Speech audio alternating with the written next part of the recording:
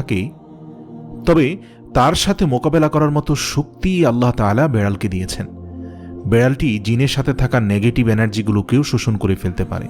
শুধু তাই নয়, বেড়ালের শরীরে আল্লাহ এমন একটি ব্যাকটেরিয়া দিয়েছেন যা কিনা আমাদের আশেপাশে থাকা সব ধরনের নেগেটিভ এনার্জিকে শোষণ করে নেয়। এছাড়াও বিজ্ঞানীরা বলছেন, আমরা যখন রাতে ঘুমাতে যাই তখন ঘরে পুষে রাখা বেড়াল সারা রাত ধরে আমাদের শরীর থেকে নেগেটিভ এনার্জি শোষণ করতে থাকে। আল্লাহ রাব্বুল আলামিন বেড়ালের মাঝে কিছু বৈশিষ্ট্য দিয়েছেন, যার কারণে এমন সুন্দর একটি মাখলুক আমাদের রোজকার জীবনের অংশ হয়ে উঠেছে। রাসূল সাল্লাল্লাহু আলাইহি সাল্লাম বেড়াল পছন্দ করতেন এবং বেড়াল পালন করার কারণে তিনি তার এক প্রিয় সাহাবীর ছদ্মনাম দিয়েছেন আবু হুরায়রা, যার শাব্দিক অর্থ দাঁড়ায় বেড়ালের পিতা। কেন একজন মুসলিমের বেড়াল পালন করা উচিত? গবেষণা করে জানতে পারা যায়, আজ থেকে ৮,০০০ বছর পূর্বে জঙ্গলের বেড়ালরা খাবারের খোঁজে জনবসতিতে আসতে শুরু করে। সে সময়